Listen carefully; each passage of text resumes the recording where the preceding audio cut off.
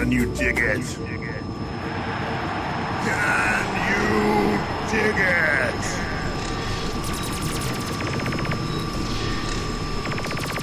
Ladies, gentlemen, friends, foes, lurkers, regulars, GMO people, organic people. Boiler room. Inbound. 5, 4, 3, 2, 1.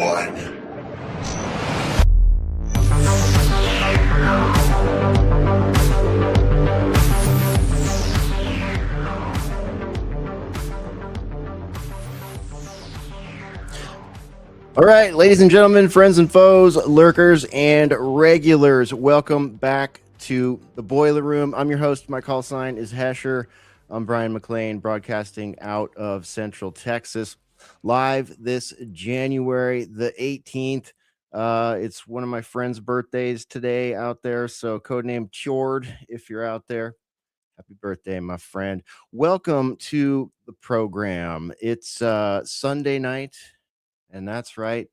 There's a moment, just a moment, when power hesitates, not because it's confused, not because it's honest, but because it assumes it no longer has to explain itself.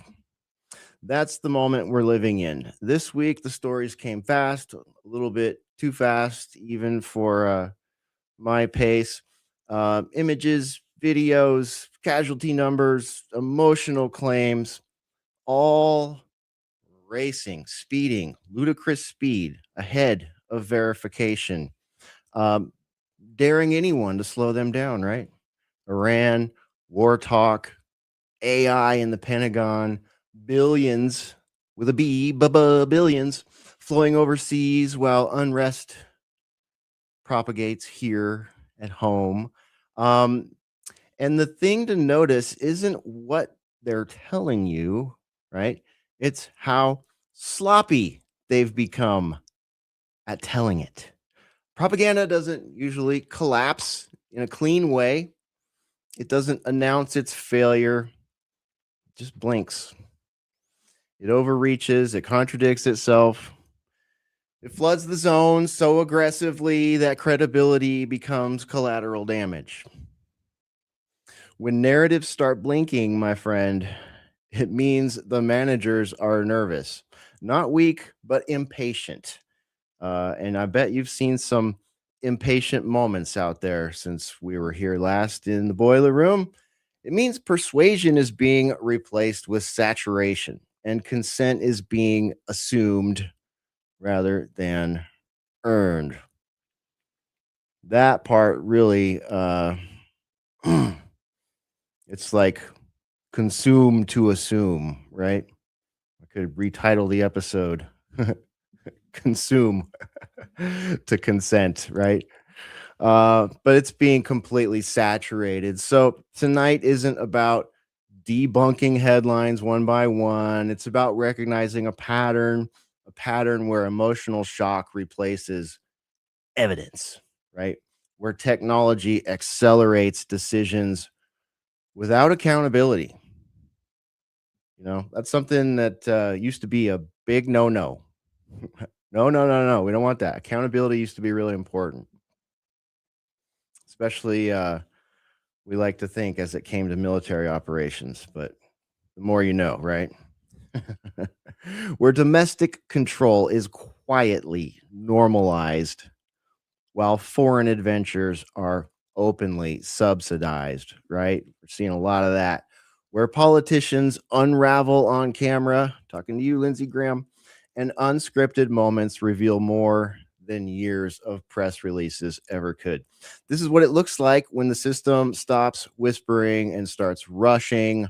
Welcome to the Boiler Room when propaganda blinks. I've got Ruckus with me tonight, and there's a chance there'll be a combat landing by another regular, but we shall see. So, Ruckus, welcome to the Boiler Room. How you doing tonight, man?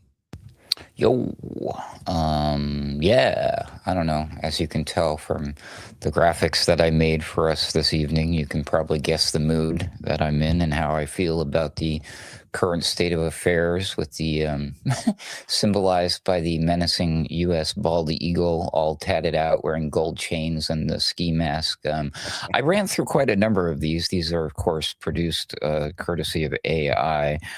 Some of them didn't work out so hot, but this was the very first one. That one right there. I thought that was very cool. I was like, man, I could do something with that. And then I was like, man, it'd be gangster if it was smoking on something, chomping on a cigar. So I got the cigar one. And then unfortunately, our friend and colleague, Pharaoh, couldn't make it this evening, but I made one special for him. And I just can't stop effing laughing over this one with him riding in the Jeep. But I do have a good time making these images, of course, but I don't have a good time knowing that what it represents is a harsh reality right now. I mean, this is how our country is acting right now, like a bunch of military gangster thugs running around invading countries and taking shit that's not theirs. And just, it's funny that the operatives are wearing the masks because the people behind the scenes have taken theirs completely off, right, Hesher? Isn't that interesting? Yeah. Thanks for having me, by the way. Yeah, absolutely. Thanks for riding shotgun with me here tonight, and apologies to everybody out there for not being here on Friday. This week just got jam-packed, so Ruckus and I decided, hey, let's jam everything into Sunday. So we did Sunday Wire this morning with Patrick Henningsen. Had a great turnout for that. I'm sure some of you out there in the chats were maybe there for that show this morning. If you missed it, it's up at 21stcenturywire.com, and it'll be up at Alternate Current Radio very soon here. Good to see everybody in the chat. Dr. Crispy Johnson always knows what I'm talking about when I'm struggling to create a heavy metal metaphor out of something political and psychological operations-y. Horns up, my friend. But yeah, dude, it's been quite the week. So here we are on a Sunday night after a Sunday Wire for a nice cozy boiler room. Neat. Is there any news that has happened since the last time we gathered? Yeah, a couple things have happened. Did World War III start yet? Did the aliens land yet? Did I miss anything? Or is it just a lot of the same garbage? Well, there was a moment there after that last boiler room where we're kind of looking at the tea leaves, the media tea leaves, and going, maybe maybe there is a war about to start. And it's still not off the table. But per usual, things get really heated and then calm back down and then get really heated. Just this like perfect strategy of tension going on right now. So good job on that one for the propaganda masters out there. But we see you blinking. That's why tonight's episode is When Propaganda Blinks. So let's just touch on Iran really quick here. So is this our icebreaker, Iran? Yeah, I don't have an icebreaker set up tonight, man. I just want to roll through what we've gathered this week, unless you got something you want to icebreak on. I don't think so. I did just drop a couple interesting things recently in our Discord server that maybe we could take a quick look at. I mean, we hit Iran pretty hard and heavy today on Sunday Wire, so maybe we should start something a little light. Like the most recent one that I dropped is interesting and could take our minds, just keep us distracted for a second here. Right. Something about Matt Damon. He has let he's whistleblowing on what Netflix is doing now with movies. Ooh. It's very, very interesting and very telling about our society. I thought it was fascinating. Yeah, we watch a bit of content on that platform, and we've noticed a whole You're bunch not the of only stuff. one, apparently. There's a small handful of folks that subscribe to this service and consume their time doing exactly that. Yeah, I hear they're popular. So much so that they're probably multitasking when they're watching the movies, right? Right. So Matt Damon says Netflix wants plots reiterated 3 or 4 times in the dialogue for phone distracted viewers. I don't even need to go any further into that because this is something, and this isn't something new. Like we used to see this on like cable television, right? Like there was a period of time there where I don't know, early 2000s or so, where everybody had the new TiVos and DVRs were somewhat new, and the advertisers all started freaking out, and they started doing that thing where it was like, they would just recycle all this stuff from one episode just to make sure that people that muted or didn't unmute in time or fast forwarded or whatever had it drilled into their brains. And oh, that's so frustrating for Spore and I if we're watching something and like people are just repeating the same part over and over again. It's just like, what are we half-tards out here watching the program? But yeah, I guess TikTok brain will do that to you. If you think that's bad, you should try watching the news every once in a while. Oh God. Yeah. What would Patrick say? I They was make Goebbels blush. I was reading an article today, like from Reuters, an article that like literally the only people who pay attention to news and politics would ever actually stop and read this thing. So there's your audience. But yet the article has to explain in the article, Donald Trump, a Republican and president of the United States. I'm like, as if like people don't know this. I'm like, why do they always keep, it's so stupid. It's so gay. It's so bad. It's almost like if nothing else survives and all we have left is just this one article from Reuters, thank God we'll know who was president and what his political party was. Good job. No, they're just word stuffing. They're trying to make it look like they're intelligent writers and they know what they're talking about. And it's like what they have to say could be said in like a sentence. It's so silly.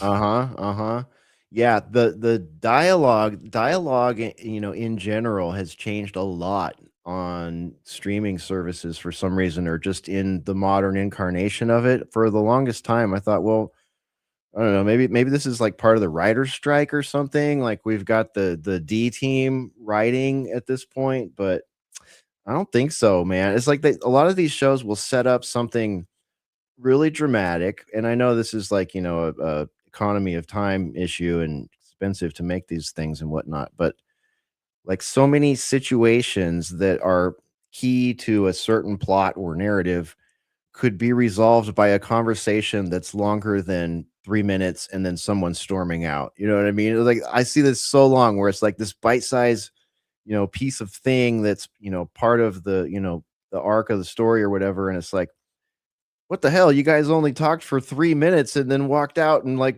both went off to do A, B, and C. And it's like that could have easily been resolved if those people would have talked. You know what I mean? I don't know. I have a disability to suspend disbelief when that happens. I don't believe these programs for a second are anything to do with storytelling or art anymore. They're just time wasters. Well, and message givers, message senders. Well, yeah, it's and the propaganda, which in addition to the plot of the film, I'm sure you've got to make sure the propaganda is pushed out there multiple times for those phone distracted viewers. You're saying that people can't sit there and watch a movie without being on their phone? What are they doing on their phone while they're watching a movie? Talking to Grok, man. Scrolling, talking to Grok, making inappropriate images with Grok, apparently, of people. Yeah, that happened. That's not good. Yeah, definitely. All right. Well, Matt Damon, we'll link your comments there at the Hollywood Reporter on the show page. Is it just me, or is there it's like there's this cyclical thing where it's like every once in a while Matt Damon has to come up in the news, right? Right. That's we have to have the your scheduled, what is it, quarterly based Matt Damon article headline. And usually, who's the other guy? The George guy, right, from the Scrubs show, the Doctors show. Oh yeah. Not Scrubs, but you know what I'm talking about. Yeah. The Serious Doctor show. George Clooney. There you go. Jesus Christ. Well, ER. That was the name of the show. Holy moly! I'm like, that was three strikes in a row. You made it. You came full circle. Yeah, CIA Clooney. Absolutely. That guy's definitely on the payroll. I wonder what was he tweeting about Iran? I wonder. I don't know. Somehow I get a lot of horror inbound at X, but that his feed is a horror that I am not exposed to for some reason. I certainly don't follow him, and they don't boost him to me, so no idea. I wouldn't be surprised though.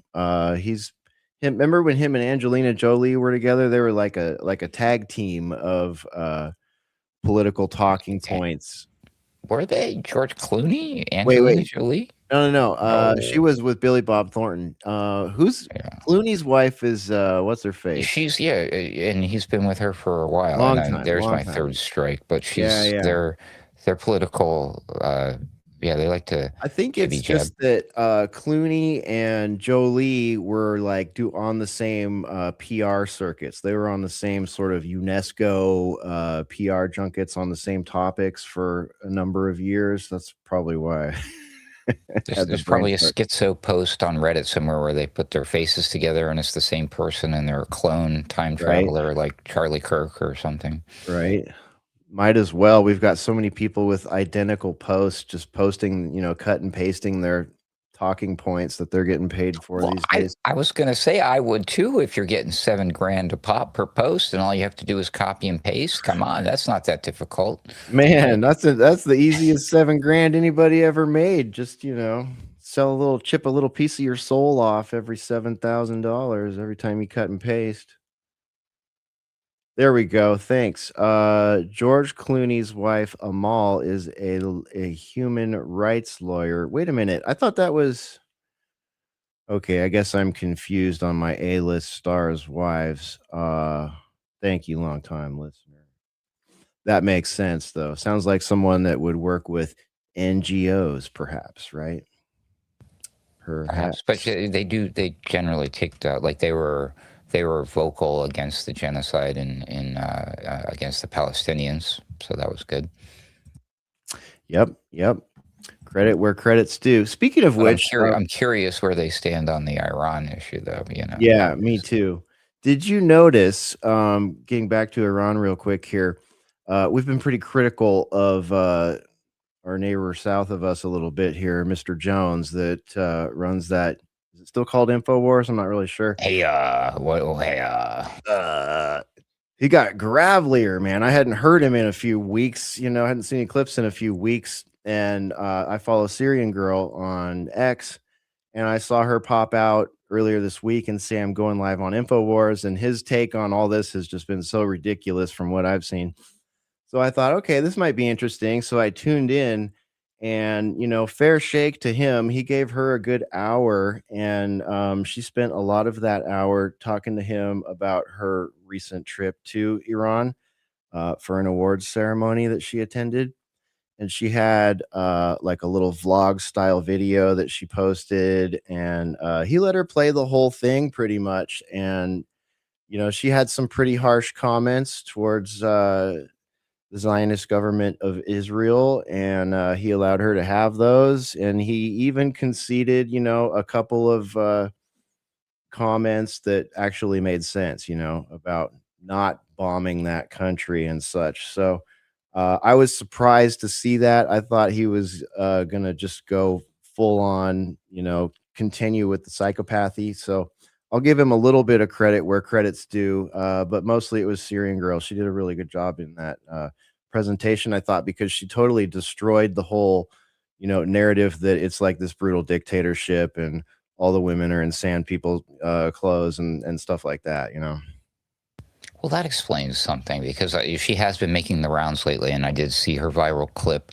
probably directly from her X account before she was making media appearances. But she's been going around to a handful of really, some of them a few decent places, including Redacted. I'm starting to like that show a lot with Clayton Morris and Natalie.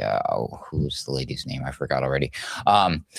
So anyways, but she was given a fair shake there, and they were very welcoming for her.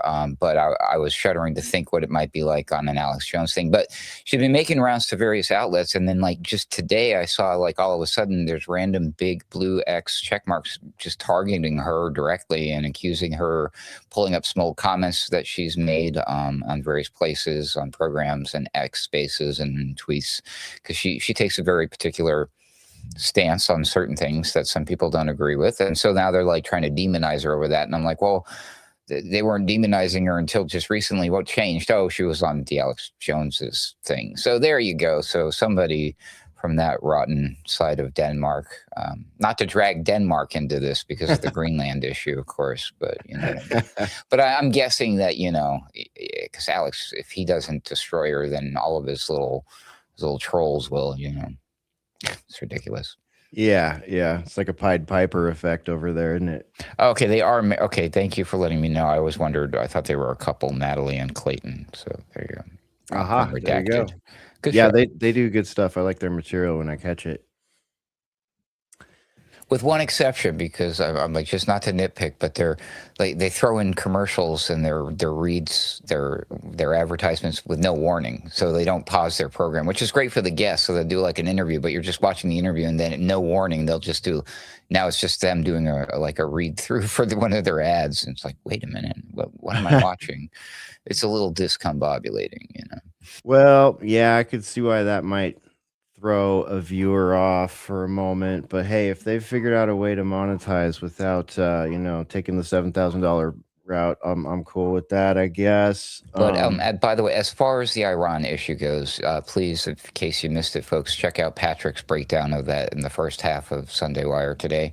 And then, of course, the second half, me and Hesher joined and offered our breakdown and analysis comments as well. But Patrick just did a bang up fantastic, like give that man an award job on the whole thing. So check it out. Yeah, it was a really good, it was like a master class on regime change, all the steps of regime change. It was like a 12-step program. You should share that one. That's what everybody should do, is definitely share that program if you're able to sneak it into somebody, for sure. Yeah, there's a couple of very clippable moments in there. If you're handy with that as well, you should do that and post them on your social media, because maybe you have more less shadow banning than we do. But if you do that, you'll get some shadow banning and possibly some time served in FEMA camp next year. Yeah, you might earn some time in FEMA Region 9 Walmart edition or something like that. Or Region 10 Costco FEMA. Let's pivot to but yeah, highly recommend you check out today's Sunday Wire. That was episode 578, I believe. Somebody in your security detail agrees. Yeah, my security detail's being stupid. All right. So let's talk about Grok for a second here, man. We've got, let me share this tab and I'll bring this up. This is Hegseth here from the Department of War in the United States.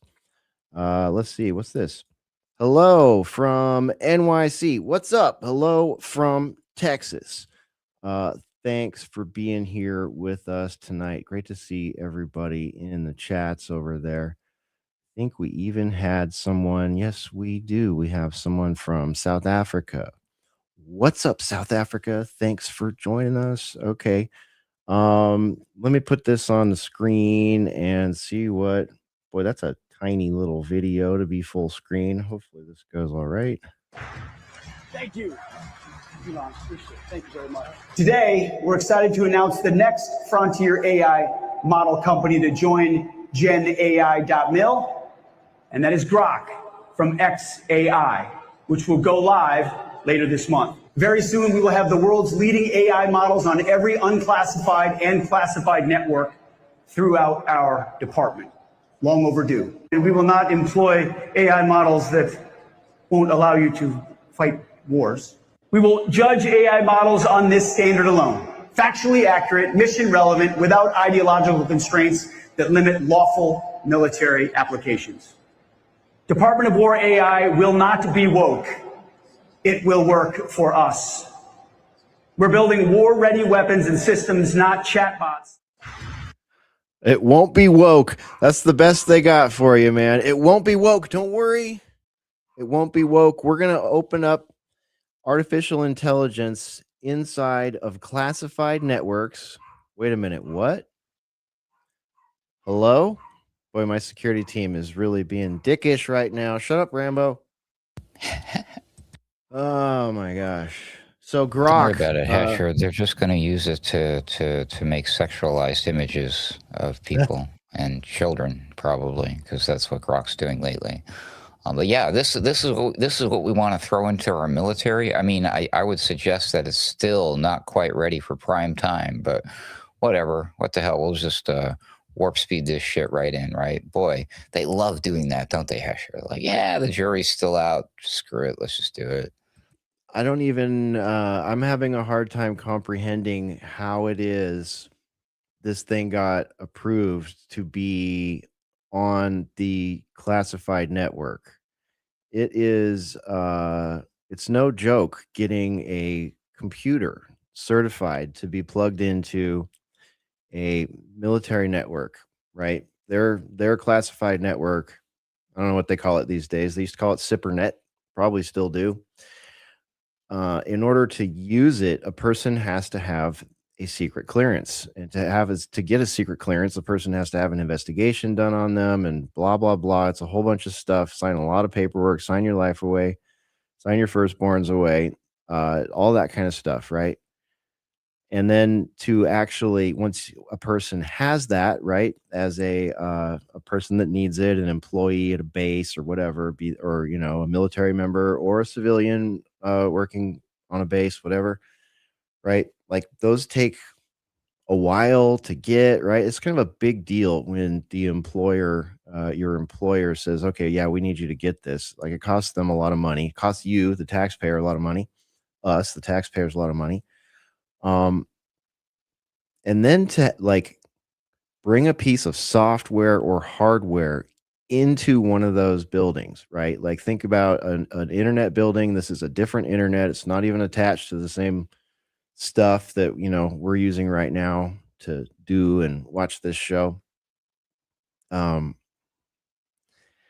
If you want to, right, like there's a lab, a specified place, and there's a security manager there, and you can't take cell phones or, outside laptops in there. It's all illegal to do, right? Like you can get in massive trouble if you bring your cell phone in, if you bring a unwashed internet computer laptop into one of these rooms that have those connections to this military internet, right? And if you want to bring a laptop officially or some software officially into one of these, classified laboratories or network operating centers, whatever, operational place, it doesn't matter. If it's classified, it's classified. Only people with clearance can go in. Only technicians who have accredited and approved machines and softwares can go in, right? They call these mission critical systems in some places, right? So, and I've done this. I have quite literally done the paperwork to do that. And many times, actually, hundreds of times.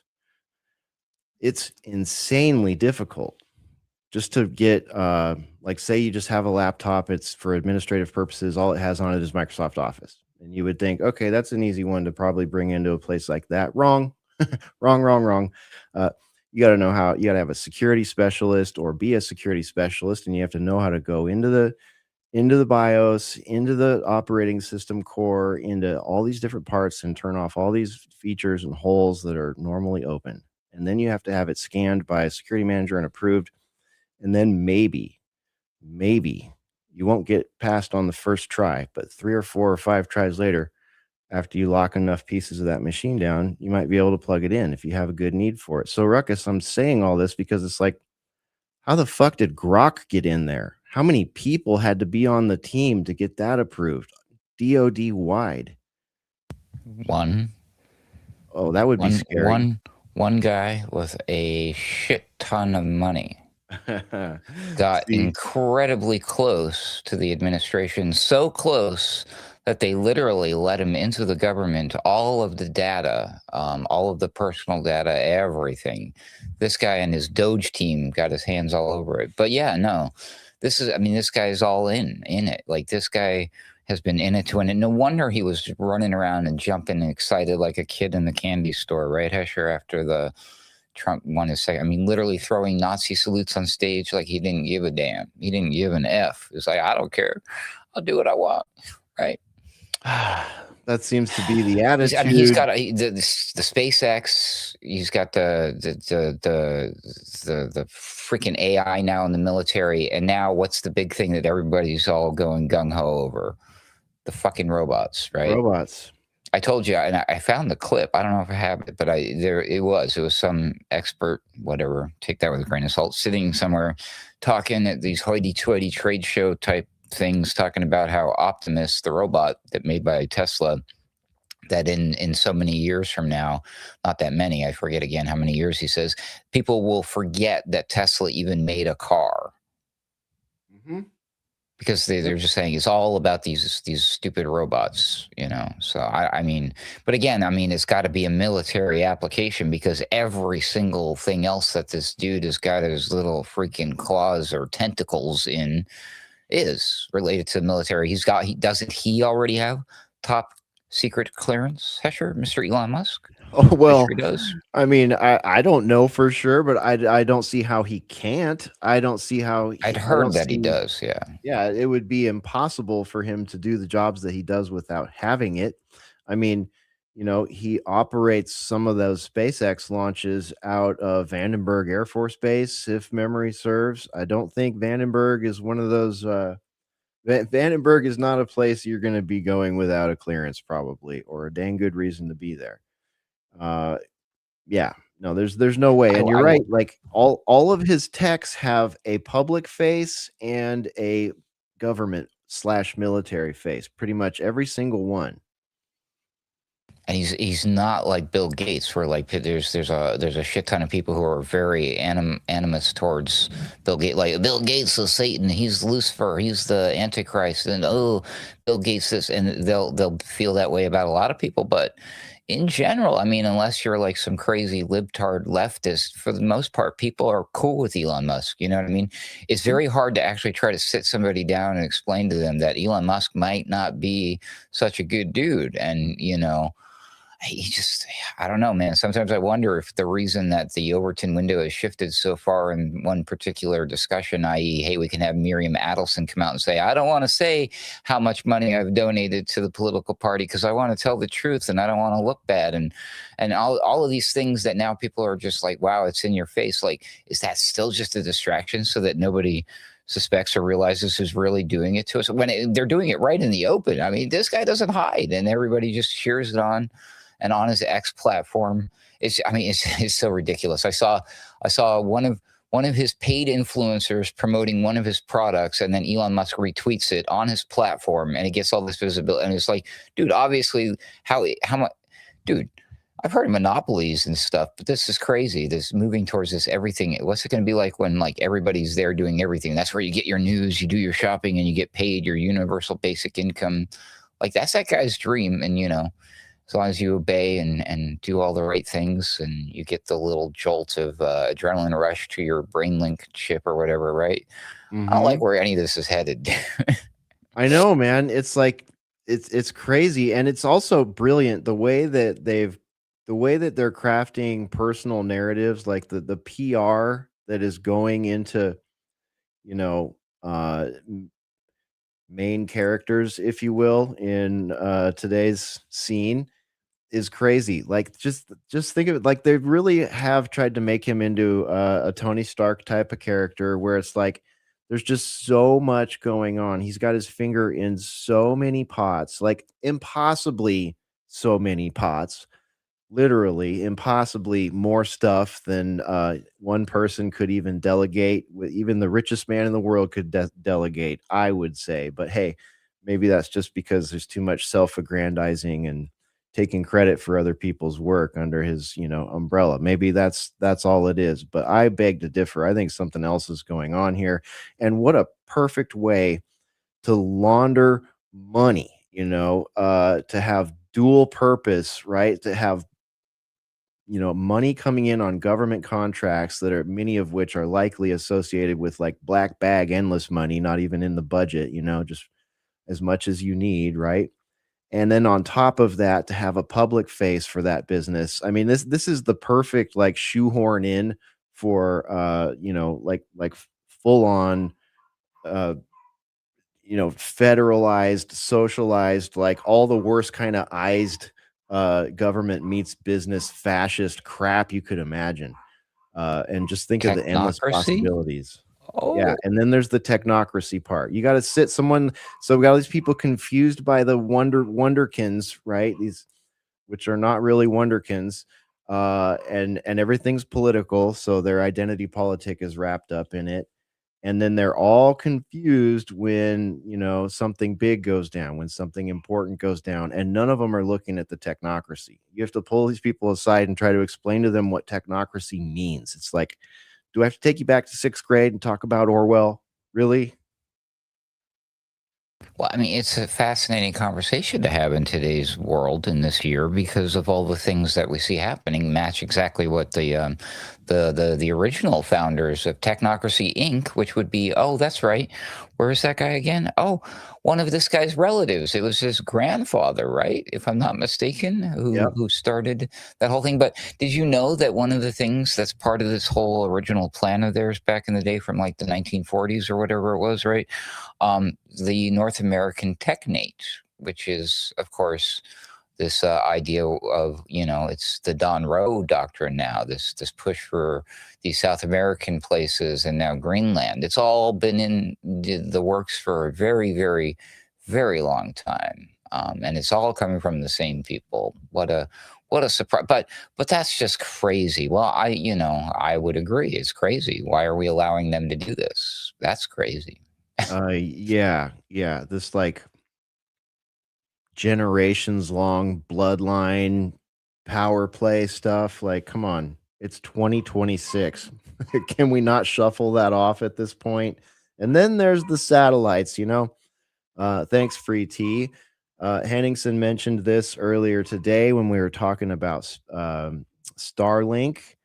I would addend that comment there though and say multi-purpose satellites. I think is probably more than a couple purposes to a lot of these clusters. You know, we see them launching these things out here in Texas. A string of 20 lights going up in the sky at a time in a perfect line, perfectly spaced apart. Like if you had woke up from a coma and saw that, you would think you just saw a UFO or something like that, or a cluster of UAPs, if you prefer. I did think I saw a UFO the first time I saw these Right? chains. Anyways, unless it was a UFO. Well, I mean, isn't it interesting that amidst this report that they had to bring in some Starlink to help save the those poor armed protesters out there in Iran who were fighting for their freedom or whatever, so that the women could have OnlyFans accounts or something like that, from what I understand. Depends on where you go for your information. I've heard these things. But yeah, Starlink was out there, huh? Oh, well, wait a minute. What's these strange stories of these people, witnesses on the ground, who said that people were like being attacked by some sort of unseen force, a directed energy weapon with people like screaming in pain, bleeding out of their nose and vomiting blood, and like their heads were exploding? Like what, Scanners? Like that movie Scanners? Like what? I'm sure Starlink had nothing to do with that, but isn't it interesting that they both arrived on the scene at the same time? That's kind of odd. Yeah, right. How about that? And then here's one.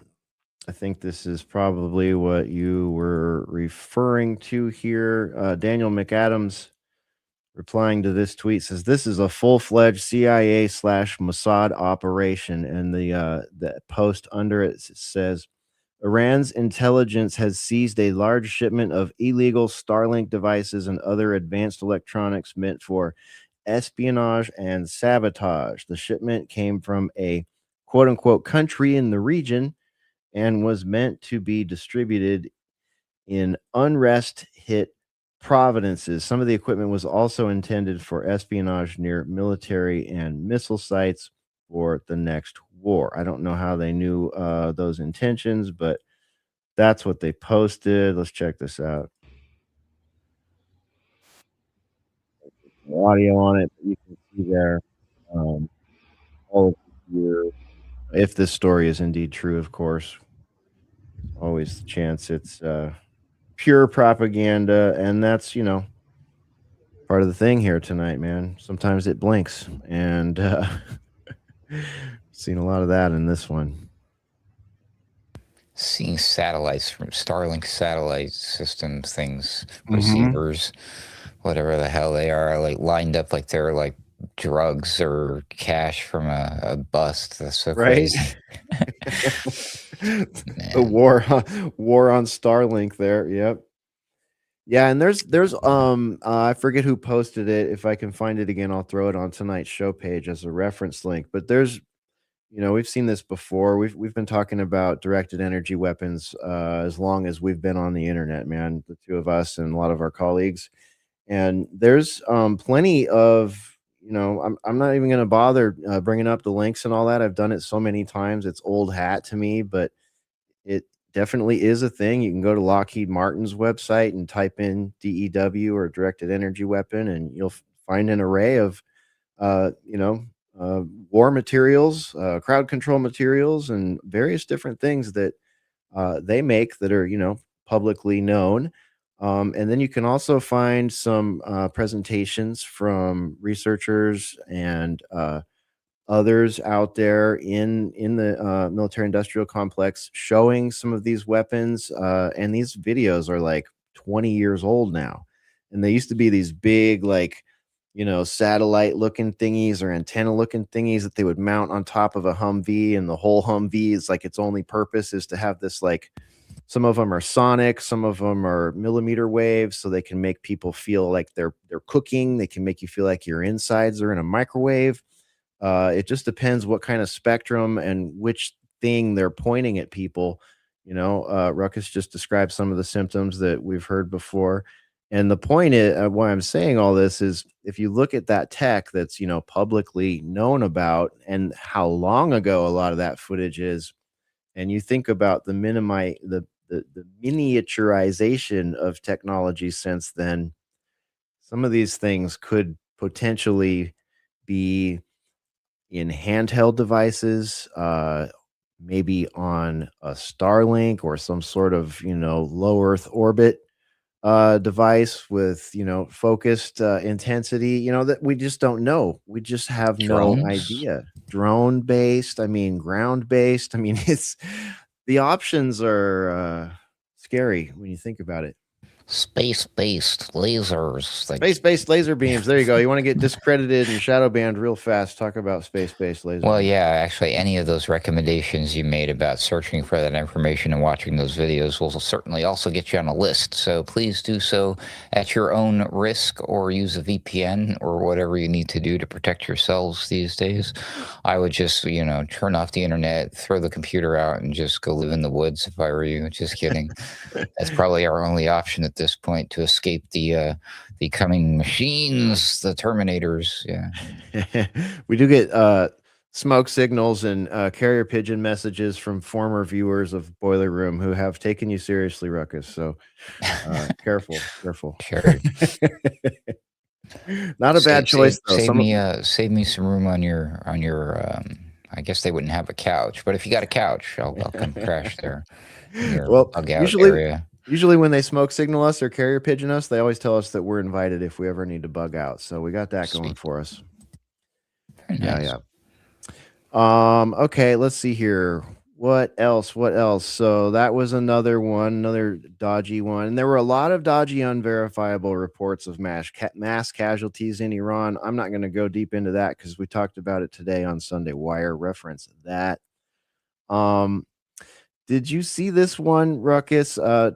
Trump says U.S. taxpayers will pay.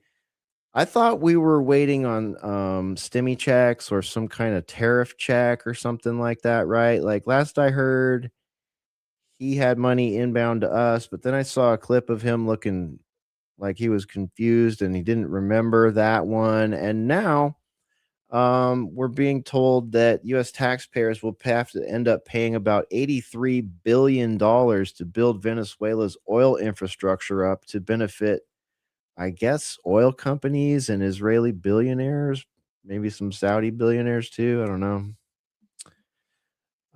So that's funny how fast we go from we're gonna take the oil to you're gonna pay for all the oil extraction. It's like, well, which is it, guys? So that's another little blink right there I caught this week that I thought was weird. It's also kind of weird how the sitting president flipped everybody off. Oh yeah, wasn't that was fun. Speaking of ripping the masks off, right? Yeah. I mean, I would say, to be fair, that was in response to he was at a Ford plant and somebody called him a pedophile or something or another. What did he say? He called him a pedophile protector. Yeah. And then Trump mouthed the word F you. He said, fuck you, and flipped the guy off. And I'm like, dude, why do they do this stuff when they know they're on camera and all of that? I don't get it. Yeah, a lot. It was probably one of his doubles. It's got to be one of his doubles wearing a mask because everybody's got one of those, right? So maybe the guy just had a bad day. Well, we are hearing rumors that he had a stroke, so maybe they did employ a double. Yeah, here's the clip.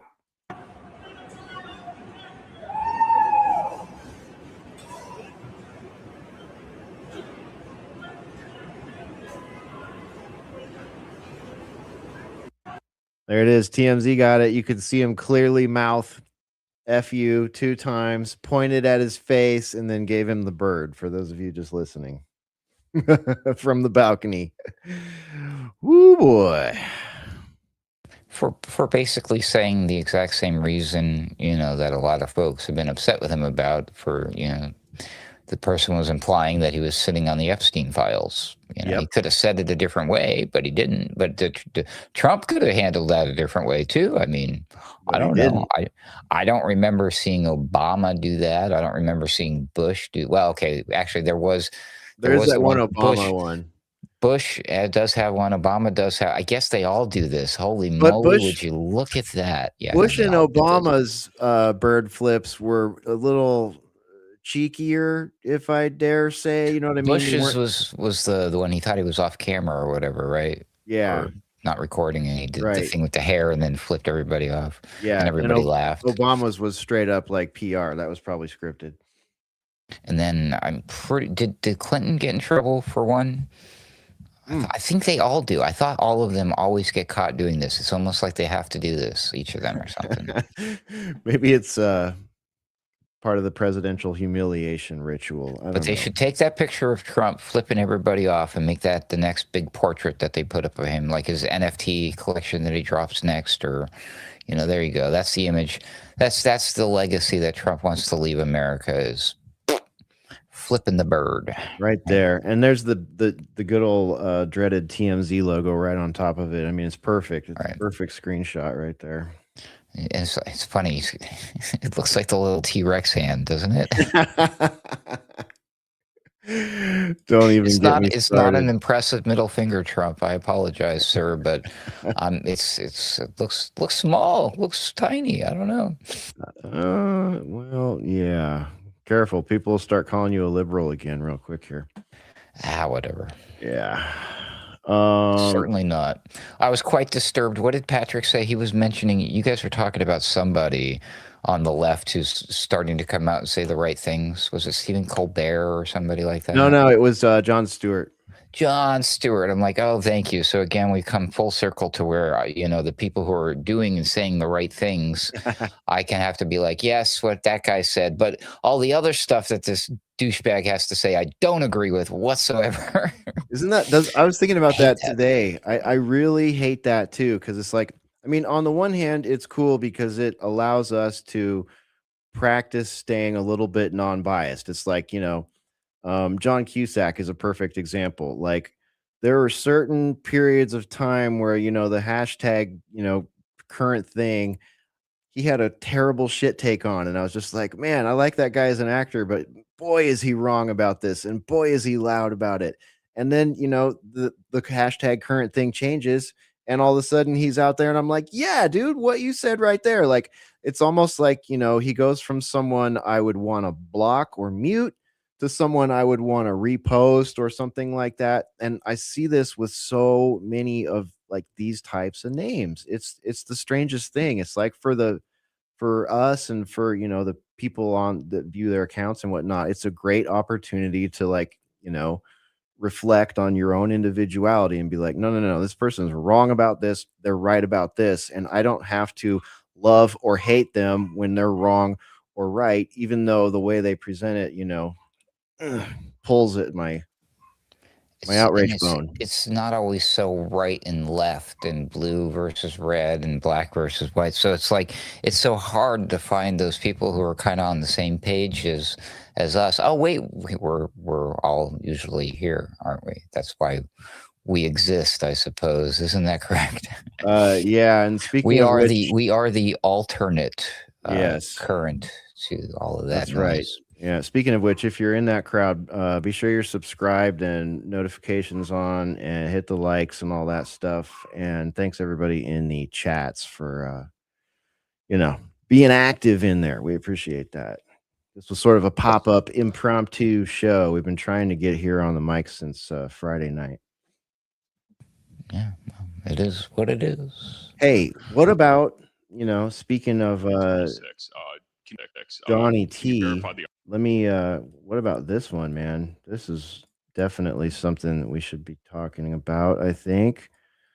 Let me just play it.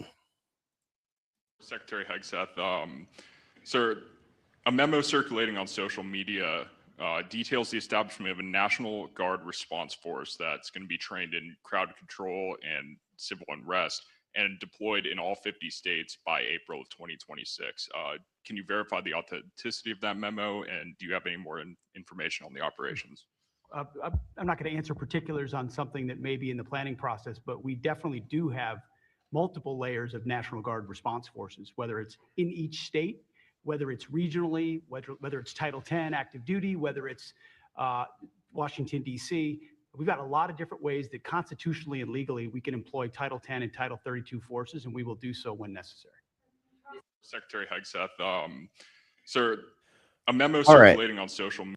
Donald looked like he had something he wanted to say there, but Hegseth is delivering the message. I don't know what to make of that one, but people are certainly throwing their hands up right now, especially with everything that's gone down with ICE lately, getting a worse and worse rap as time goes on. So people are starting to wonder, well, what is this? What's up with this? What are these people going to be used for? For this administration? What might they be used for in the next administration, the one after that, that kind of thing? What about posse comitatus? People are asking a lot of questions about this one. Well, the National Guard is one thing, of course, and we've been seeing the back and forth over that going on. The ICE is the one who's been acting like the Gestapo, or Gestapo, however you want to pronounce that. But today this hit the feeds where, this is you might have heard some talk about maybe Trump's going to invoke the Insurrection Act, right? So he's got, according to these reports that are out there, 1,500 active duty Army soldiers on standby, ready to go. Whatever the F that means. What are they going to do? Hesher, what happened if granted, I believe the Insurrection Act was used to settle the riots in the wake of the Rodney King thing, but I was in high school and not paying attention back then. You know what I mean? Yeah. I know it's been done before, but under the current administration, in the current temperature, climate, environment, I don't think that this would end well if we were to do this. You know what I'm saying? What is this? What is this? What is this talk? What is going on here? Is this just all talk? Is that all it is to get everybody upset about it and placing bets on Polymarket and Kalshi maybe over it to see will he or won't he? Right. I mean, it really makes you wonder, because again, this is one of those cases where de-escalation would be really, really simple. Stick to your. I can't even believe I have to say this, but it's like, if I was the director or Trump or someone in charge, and I wanted to not have violence in the country, it would be like, okay, you guys finish up what you're doing there. Grab the primary people that you need to grab, considering what their job is, and get out with minimal disruption. Stop with the show of force. Stop with the going to a restaurant and eating there and then showing up at 9 p.m. that night and arresting the people that made your food earlier that day. Don't do stupid, egregious stuff like that. And we can de-escalate this and get you guys, out of that state and into the next state. Like go get some fucking cartel people or some human traffickers or, people that that are dangerous here. Stop with the show of force, stop acting like you're trying to foment a civil war. Stop sending crisis actors and stop sending provocateurs. You know what I mean? It's dirt simple, really. If they wanted to de-escalate it, even, a non-strategist like me just figured out how to do it. The new strategy is peace through strength. Apparently that applies even at home. Right? Oh my God, man. The World War II level meme stuff that's coming. We showed some of this last week, but it continued this week. And some savvy people out there on X are comparing some of these slogans to World War II slogans, not from our side, quote unquote our side. It's pretty weird watching this whole thing evolve. Dude, just before the show, I don't even remember what I was watching. I was catching up on my YouTube feed, news programs, alternative media stuff, independent media from the last 24 hours. So I don't know what show it was. It was just showing clips, and I don't know where it was. But Trump was being asked by a reporter. It seemed like it was a left-leaning media, and they were haranguing him pretty good over it. I was like, okay, good. At least they're pushing back on it. But Trump was, maybe it was an old thing, but Trump was quoted. He was quoting.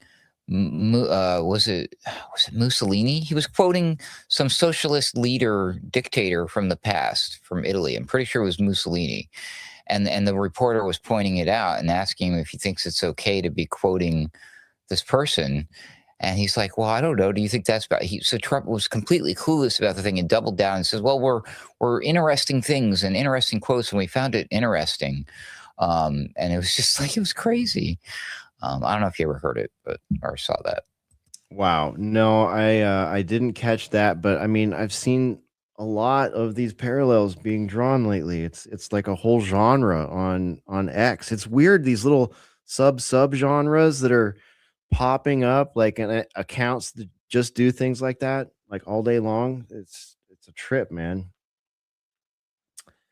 Okay, well, check it out. Let's see.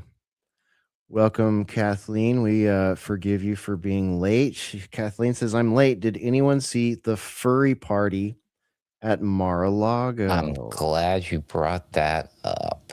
Right? I had missed it. I saw someone say something about it, and I just moved right on past it. But here you go. At the highly dreaded Daily Beast, Trump's Mar-a-Lago hosts deranged furry Marie Antoinette party. Oh my goodness. Let's look at some footage here before we read about it. I like to look before I Wow. I probably have this site permanently muted. Yep.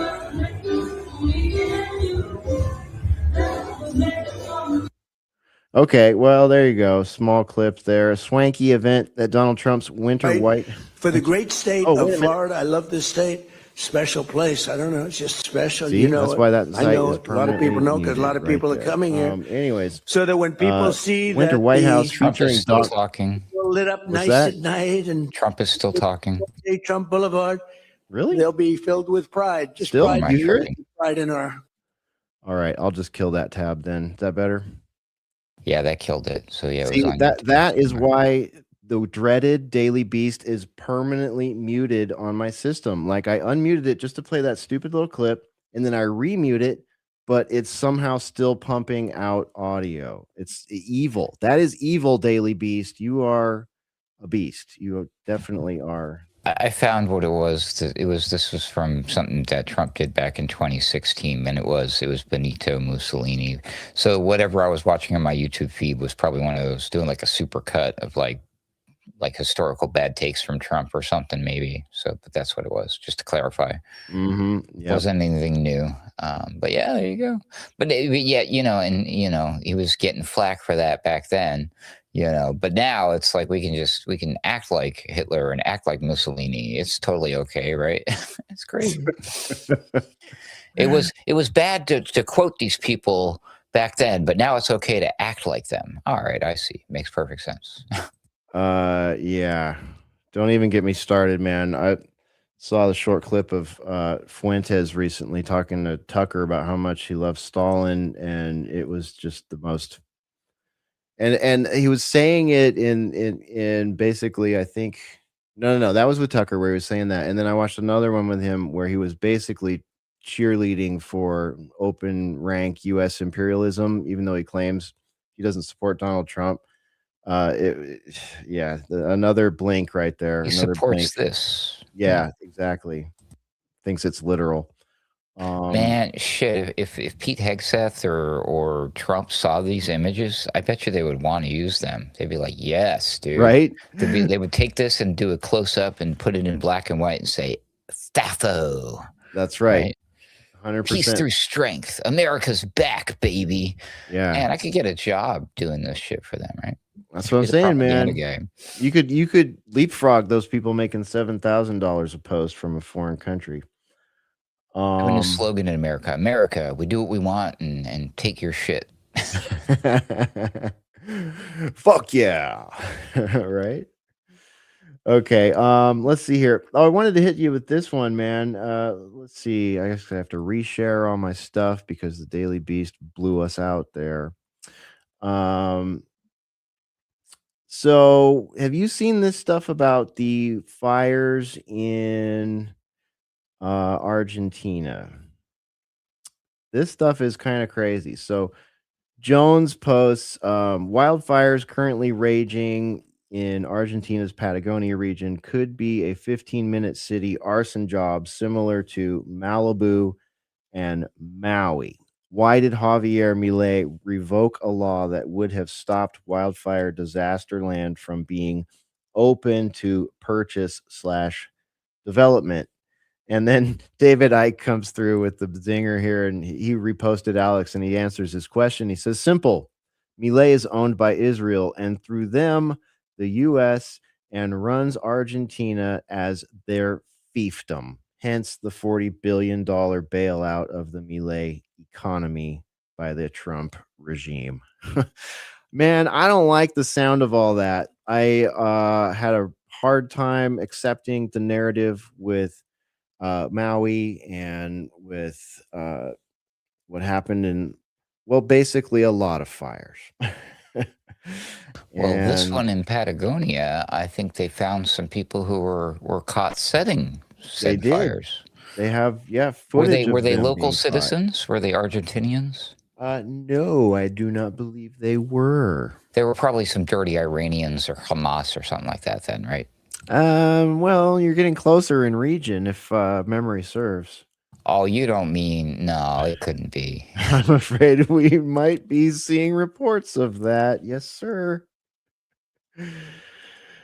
Yeah, I think I have that footage to hand, maybe, or at least right under the scroll wheel here a little bit. Let's see. Ooh, yeah. That clip that we played of Lindsey Graham this morning was funny. I have another one of him just so drunk at a pro-life dinner in South Carolina. Did you see that one by chance? He was just going. No, that guy really irritates me. I don't like to watch his stuff too often. I know. It's like trying to watch Try to Hillary avoid Clinton it. or something. It's just so cringy. Well, nah, I'll put it in the show notes. I can't find it. I've got too many bookmarks. Why is Trump in there flipping me off twice? Okay, we'll save that one for later, man. Let's see. Anything else you want to throw out there tonight before we shut it down, dude? Not really sure. I might have a short list. Let me check my short. Let me consult with my notes here. In the meantime, while you mentioned the stroke thing, right? Yeah. While you look at that, let me just throw this on the screen real quick here. Kathleen noticed also, like we did, that Greg Stoker is running for Congress in Texas. That was an interesting development. Oh. So if you're in the Central Texas area and you're familiar with him, or you're not, you should.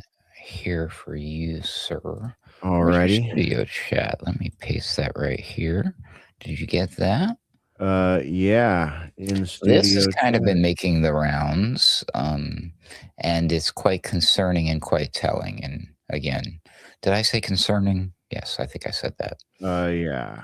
I just want to repeat that multiple times, the plot line, in case you're distracted with your phone during the program. Right? This might be concerning. Okay, I'm gonna put this one in full screen, but yeah, Hamza Khalid posted this.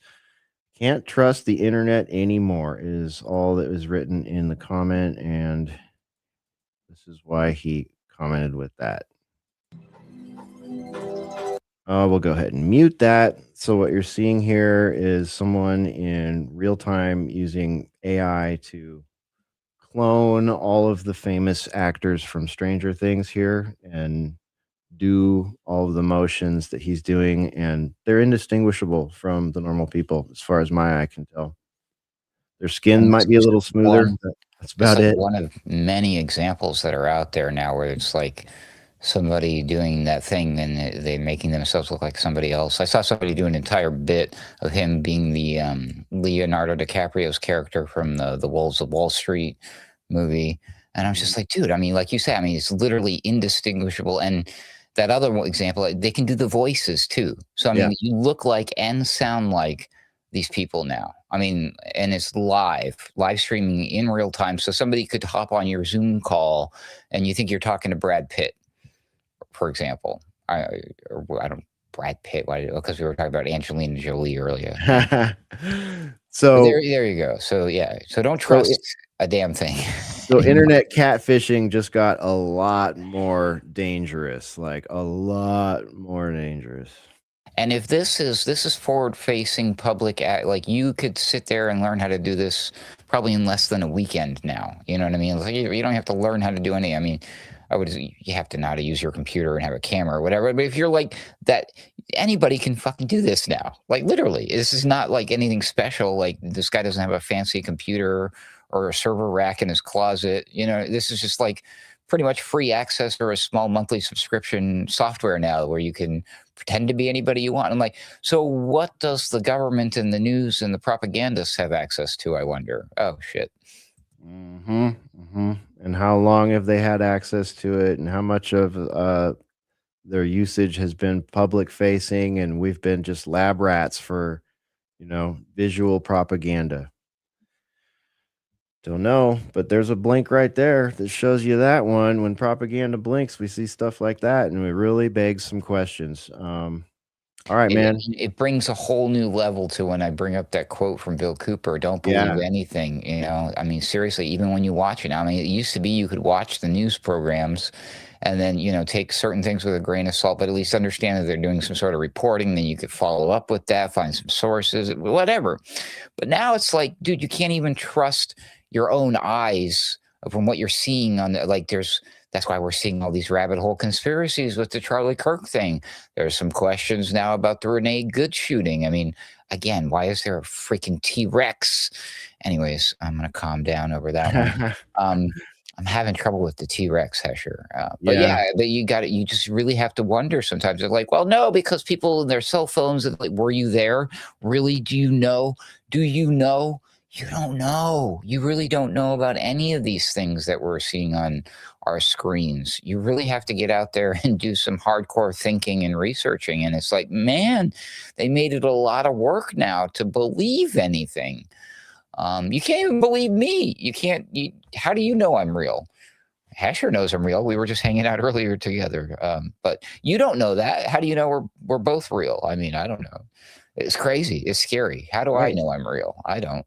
And it's like you can latch on to one thing, right? And take it all the way down, like, Bill Cooper style, and spend time on it, and really feel like you have a grasp on, what you've learned and what your investigation and analysis has brought you. You feel like you have a solid, pillar or brick in your worldview right there. But while you spent the week or the month or the year doing that, you've lost track of now, all the other things that came at us that would require the same amount of work to pull all the threads on and everything. This is why people tune out. This is why people tune out of, the daily goings ons right now. and or it's why they get attached to them and attach their worldview to one or more biases therein. So, which we all struggle with, of course. But And hey, don't do either of those things with us. Don't tune us out, and don't just automatically latch yourselves to our opinions. You can maintain, hold on to your own identity and individuality, and do your own research. I don't just say that for something to say. I mean it. I want everybody to think for them damn selves. yeah. You guys better be real. Well, I agree. We better be real. yeah, Too. I sure hope so. Sometimes it feels like this is pretty unreal, but it's too vivid to be anything other, man. It's all I know. So, yeah. I think that's it, man. Let's close it out. Final thoughts. No, thanks for having me. My feet are already killing me. I guess it was because of the extended thing we did earlier today. Yeah, we're at like 5 hours on our feet now today, huh? We've been doing the thing, going through the ringers. I just updated a new post to the website from the Map Sock. We call them now Maps. It used to be Maps, but it's Mystical American Patriot Society. They have a new episode out, so you'll find that at the website. Still waiting on a new one from our friend and colleague, the Odd Man Out, but I know how busy he is.